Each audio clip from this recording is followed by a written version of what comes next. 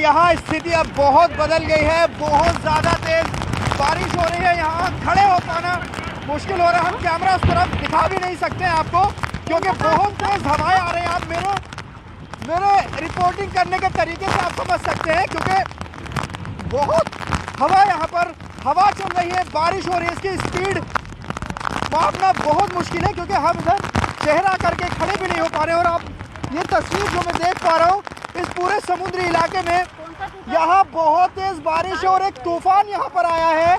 बहुत तेज जो तूफानी जो हवा आ रही है और जो बारिश है वो बहुत ज़्यादा तेज है। ऐसी स्थिति हमने नहीं देखी। आज ही हिट करना है दरअसल साइक्लोन को, और उससे पहले का असर यहाँ मांडवी और उसके आसपास के इलाकों में आप साफ तौर पर देख सकते हैं किस तरह की स्थिति यहाँ पर बन रही है। मैं दिखाना चाहूँगा, ये मेरे पीछे आप जो देख रहे हैं समुद्री लहरें, इस पर बारिश बहुत ज़्यादा है। बारिश की वजह से आपको ये पूरा जो इलाका है यहाँ धुंध आपको नज़र आएगी, और हवा इतनी तेज़ है, यकीन मानिए कि अभी जो कहा जा रहा है कि ये अपने पीक पर जब हिट करेगा।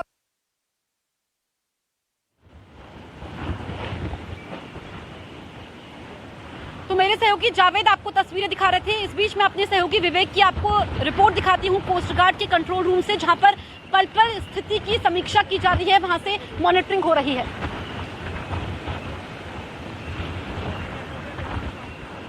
मैं आपको ये तस्वीर दिखाऊं, बहुत ही डरावनी तस्वीर। एमआरसीसी के कंट्रोल रूम में मौजूद है, जहां पर साइक्लोन विपर्जॉय को हर एक सेकंड मॉनिटर किया जाता है। सबसे पहले एक बड़ी सी स्क्रीन पे मैं आपको दिखाना चाहूंगा कि किस तरीके से आप साफ तौर पे देख सकते हैं कि साइक्लोन विपर्जॉय को हर एक सेकंड मॉनिटर किया जा रहा है कि उसकी रफ्तार कितनी है, उसका डायरेक्शन कहाँ है, किस तरफ जाने वाला है और किस जगह वो लैंड करने वाला है।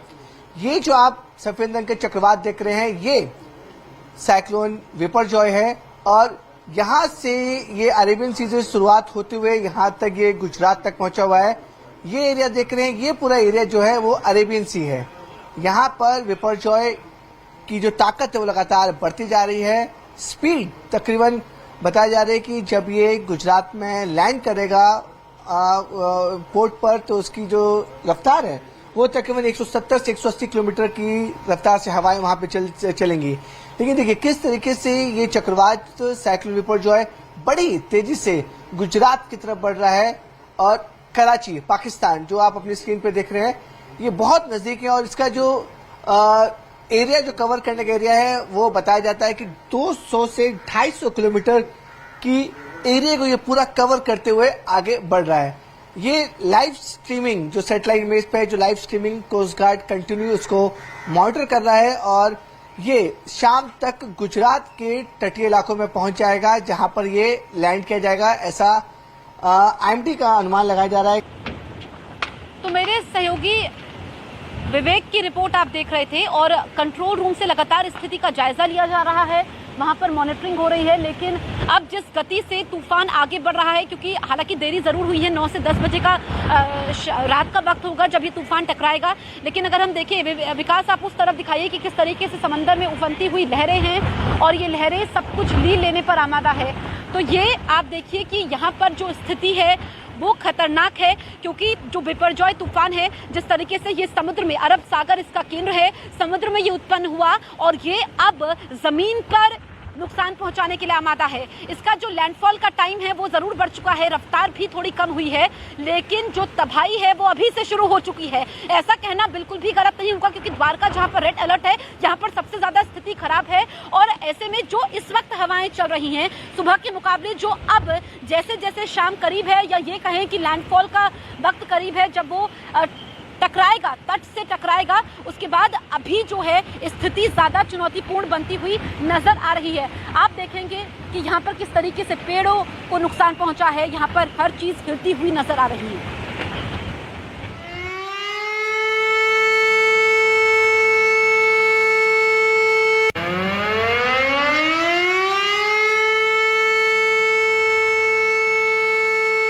विपर्जॉय तूफान आज रात गुजरात के समुद्री तट से टकरा सकता है। ये बड़ी खबर हम आपको बता रहे हैं। मौसम विभाग के मुताबिक कच्छ, पोरबंदर और द्वारका में इस महा तूफान का ज्यादा असर दिखाई दे सकता है। महा तूफान की वजह से पेड़ और मकान भी गिर सकते हैं। ये बड़ी जानकारी मिल रही है महा तूफान को लेकर। महा तूफान के समय में जरूर बदलाव हुआ, तट से टकराने के समय में बदलाव।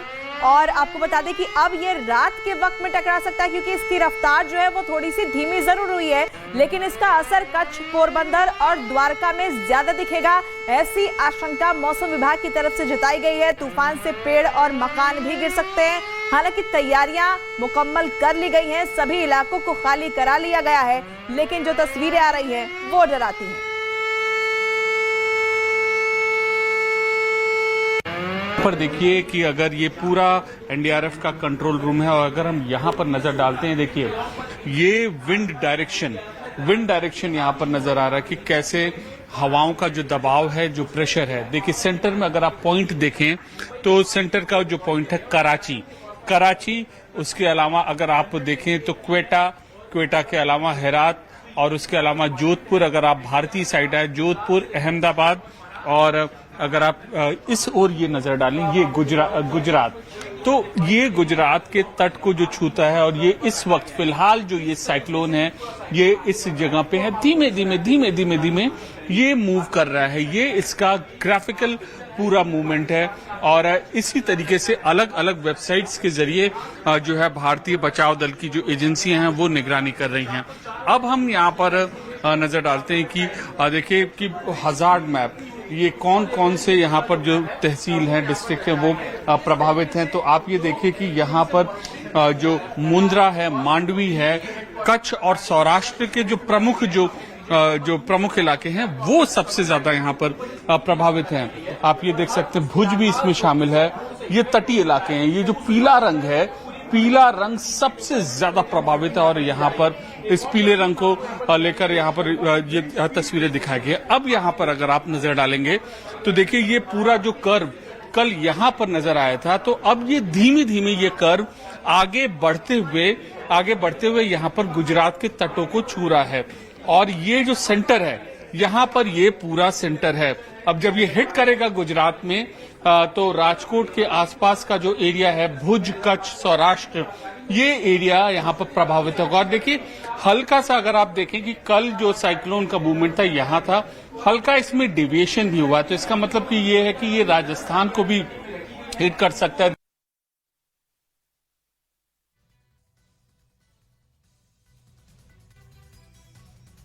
और अब हम आपको दिखाते हैं इस महा तूफान से जुड़ी इस वक्त की 10 बड़ी खबरें।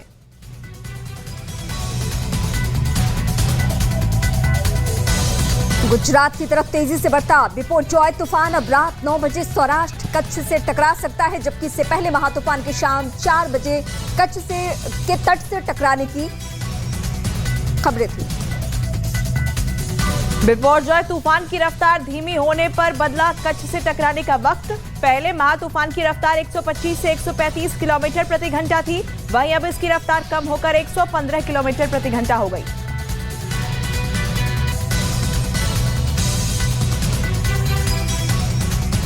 गुजरात के पोरबंदर में महा तूफान की वजह से मौसम लगातार खराब बना हुआ है। समंदर में ऊंची ऊंची लहरें उठ रही हैं। पोरबंदर समेत कई जिलों में तेज हवा चलने के साथ बारिश भी हो रही है। समंदर पर निगरानी के लिए ड्रोन का इस्तेमाल किया जा रहा है। केंद्र सरकार भी महा तूफान से निपटने की तैयारियों पर पूरी नजर बनाए हुए है। केंद्र सरकार महा तूफान पर पल पल की अपडेट ले रही है। गुजरात के गृह मंत्री हर्ष सिंघवी ने गोमती घाट का दौरा किया। उन्होंने अधिकारियों से तूफान से निपटने की तैयारियों पर बातचीत भी की है। गिर सोमनाथ में तेज हवा के साथ बारिश शुरू हो गई है। तेज हवाओं की वजह से गिर सोमनाथ में द्वारका बंदरगाह के किनारे एक मकान धराशायी हो गया। हालांकि इस मकान को पहले ही खाली कराया जा चुका था। बिपोरजॉय तूफान के खतरे को देखते हुए गुजरात के 8 जिलों में हाई अलर्ट जारी कर दिया गया है। मौसम विभाग के मुताबिक कच्छ, पोरबंदर और द्वारका में इस महा तूफान का ज्यादा असर दिख सकता है। महा तूफान की वजह से पेड़ और मकान भी गिर सकते हैं। अरब सागर से उठे चक्रवाती तूफान बिपोरजॉय से निपटने के लिए एनडीआरएफ और एसडीआरएफ समेत सेना ने संभाला मोर्चा। एनडीआरएफ की 18 और एसडीआरएफ की 12 टीम गुजरात के अलग अलग जिलों में तैनात। सेना की मदद के लिए हल्के हेलीकॉप्टर भी तैयार किए गए। राहत बचाव के लिए नौसेना की 25 टीमें अलर्ट। गुजरात के 8 जिलों से लोगों को सुरक्षित जगह पहुंचाने का काम जारी। गुजरात के 8 जिलों से करीब 94,000 लोगों को सुरक्षित बाहर निकाला गया। इन्हें सुरक्षित जगहों पर पहुंचाया गया। महातूफान बिपोरजॉय की वजह से द्वारकाधीश मंदिर एक दिन के लिए बंद। द्वारकाधीश मंदिर जाकर श्रद्धालु आज दर्शन नहीं कर सकेंगे।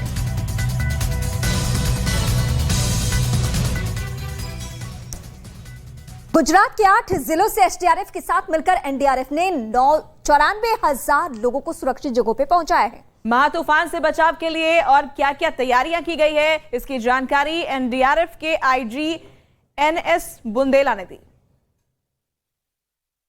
बात करने के लिए एनडीआरएफ के आईजी हैं एनएस बुंदेला जी। सर, इस बार सबसे बड़ा चैलेंज क्या है एनडीआरएफ के लिए? चैलेंज कोई भी साइक्लोन आता है तो चैलेंज उसमें होता है, लेकिन सबसे अच्छी बात रही है इस बार कि जब प्रेडिक्शन इसका स्टार्ट हुआ था, डिप्रेशन फॉर्म होना शुरू हुआ था, एमडी ने प्रेडिक्ट किया था कि साइक्लोन बिल्डअप होगा। स्टेट गवर्नमेंट और सेंट्रल गवर्नमेंट शुरू से ही इसमें निगरानी करती रही और कई मीटिंग्स हुए हैं। व्यापक तौर पे स्टेट में इंतजाम भी किए गए हैं। तो सबसे बड़ा फ़ायदा इससे हुआ कि अभी तक 94,000 लोगों को स्टेट गवर्नमेंट ने इवैक्यूएट कर दिया, जिसमें एनडीआरएफ भी शामिल है।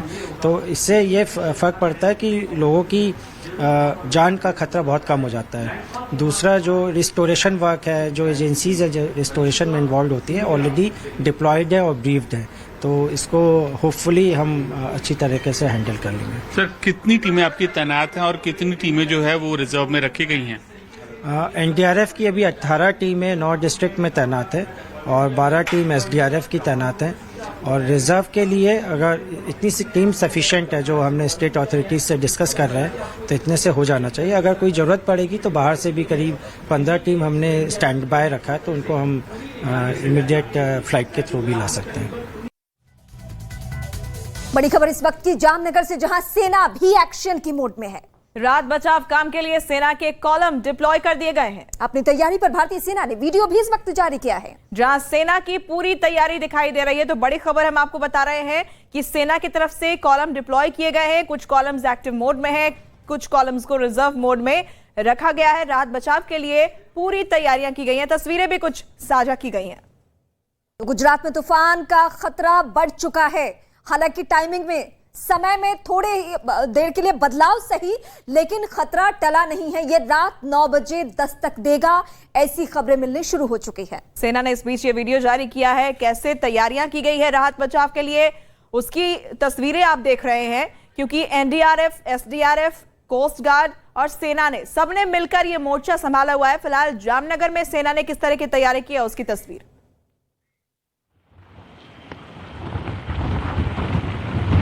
तो हम आपको ग्राउंड जीरो से तस्वीरें दिखा रहे हैं। इस वक्त मैं मौजूद हूँ द्वारका में, देवभूमि द्वारका, जहाँ पर द्वारकाधीश का आशीर्वाद हमेशा रहता है। लेकिन अब हवाओं ने रौद्र रूप ले लिया है। रफ्तार भले ही कम हुई है, भले ही लैंडफॉल का टाइम आगे बढ़ चुका है, भले ही थोड़ा सा कमजोर पड़ा है, लेकिन इतना भी 115 किलोमीटर प्रति घंटा, ये मैं बार बार कह रही हूँ, ये अभी भी गंभीर श्रेणी में बना हुआ है। अभी भी नुकसान ज्यादा हो सकता है। ऐसे में राज्य सरकार की तो तैयारी है, लेकिन जो हवा है, जो यहाँ के लोग बता रहे हैं कि इतनी हवाएं नहीं देखी है, हम तो कल्पना भी नहीं कर सकते थे। और जब अब मैं यहाँ पर खड़ी हूँ, आप तक तस्वीरें पहुँचा रही हूँ, यकीन मानिए इतना ऐसा असाइनमेंट, ऐसी रिपोर्टिंग, ऐसा अनुभव आज तक नहीं रहा। अब बारिश शुरू हो चुकी है, बारिश परेशानी को और बढ़ाएगी।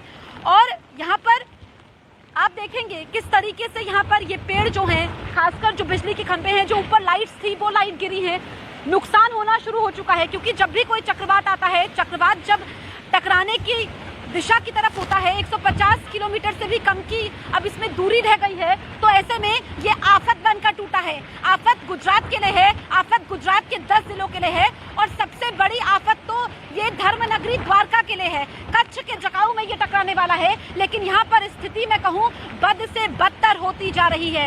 यहाँ से जो तो ग्राउंड जीरो की तस्वीरें आप देख रहे हैं। लेकिन बिपोरजॉय तूफान अगले कुछ घंटों में गुजरात के तट से टकराने वाला है, और ऐसे में करीब 150 किलोमीटर प्रति घंटे की रफ्तार से हवाएं चलने की संभावना है। तो हम आपको ये बताते हैं कि कितनी तेज हवा चलने पर किस तरह का और कितना नुकसान हो सकता है। 40 किलोमीटर प्रति घंटा पेड़ की डालियां लहराने लगती है। और देखिए अगर 76 से 87 किलोमीटर प्रति घंटा हवा की रफ्तार हो जाए तो पेड़ की डालियां टूट सकती हैं। 76 से 87 किलोमीटर प्रति घंटा टीन शेड, छप्पर वाली छत उड़ सकती है। इसके बाद अगर ये रफ्तार बढ़कर 88 से 102 किलोमीटर प्रति घंटे पे पहुंचती है तो पेड़ जो हैं वो जड़ से उखड़ भी सकते हैं। 103 से 117 किलोमीटर प्रति घंटा हो तो क्या होता है ये बताएंगे। भारी तबाही की आशंका हो जाती है। और यही स्पीड अगर बढ़कर 120 से 130 किलोमीटर प्रति घंटे तक पहुंच जाए तो बुनियादी स्ट्रक्चर पूरी तरीके से तहस नहस हो सकता है। और इससे भी ज्यादा खतरा कब बढ़ता है जब 131 से 139 किलोमीटर प्रति घंटा सड़कें, पुल, मकान, बिजली के खंभों को बड़ा नुकसान पहुंचता है, जिसको हम जलजला कहते हैं। और देखिए अगर 140 से 150 किलोमीटर इसकी रफ्तार हो जाए तो प्रभावित इलाका पूरे तरीके से तबाह हो जाता है। और यही वजह है कि बिपरजॉय को लेकर खतरा ज्यादा है। तो जो स्टूडियो से मेरे सहयोगी आप तक जानकारी पहुंचा रहे थे कि जब इतनी स्पीड होती है तो जलजला कहा जाता है। अभी तो स्पीड कम है हवा की, लेकिन अभी ही एहसास जलजले जैसा हो रहा है। जिस तरीके से ये लाइट्स हिलती हुई नजर आ रही हैं, पेड़ हिल रहे हैं और इस बीच एनडीआरएफ भी मुस्तैद है। एनडीआरएफ की कैसी तैयारी है ये हम देखते हैं, सुनते हैं प्रतिक्रिया। कोऑर्डिनेशन में एनडीआरएफ की 18 टीमें, एसटीआरएफ की 12 टीमें उस एरिया में तैनात हैं, जिसमें मैक्सिमम टीम्स कच्छ में है जहां के सबसे अधिक असर होने की पॉसिबिलिटी है। और इसके सिवा काफ़ी और डिटेल्ड प्रिपरेशंस की जाती हैं जो गुजरात गवर्नमेंट ने बहुत डेप्थ में की हैं। कुछ रिजर्व टीम्स एनडीआरएफ की हमारे पास 15 और जगह पे उपलब्ध हैं जिनको हम एयरलिफ्ट करके भेज सकते हैं। हमारे जो अफसर्स हैं, डीआईजी ऑप्स हैं, कंसर्न कमांडेंट हैं बटालियन के, जो 6 बटालियन जो गुजरात का ईओआर एरिया ऑफ रिस्पॉन्सिबिलिटी देखती है, उनको वहीं भेजा हुआ है कच्छ में, राजकोट में। तो मुझे लगता है कि तमाम सरकारी एजेंसीज की पूरी तैयारी है इससे निपटने के लिए, और अब आशा है कि लॉस ऑफ लाइफ और प्रॉपर्टी हम मिनिमाइज कर पाएंगे। नेवी भी मुस्तैद है। नेवी की कैसी तैयारी है इस तूफान से बचने के लिए, ये हम नेवी के आईजी मनीष जी को सुनते हैं। किस तरीके की प्रिपरेशन आप लोगों की इस वक्त है, क्योंकि पहले जब प्रेडिक्शन हुआ था उस वक्त ये लग रहा था कि वहाँ पे आपके असेट जो हैं हो सकता है कि और ज़्यादा बढ़ाने पड़े, तो क्या अब असेट्स बढ़ाए गए हैं जितने भी पहले आपने डिप्लॉय किए थे? हमारे एसेट्स जितने गुजरात में हैं वो स्टैंड बाई हैं, रेडी हैं। हमने एसेट्स गुजरात में नहीं बढ़ाए हैं, बट हमने एसेट्स जो हैं अपने दूर, जैसे कुछ हमने एसेट्स तैयार कर दिए हैं दमन में, अपने एयर एसेट्स दमन में रेडी रखे हैं।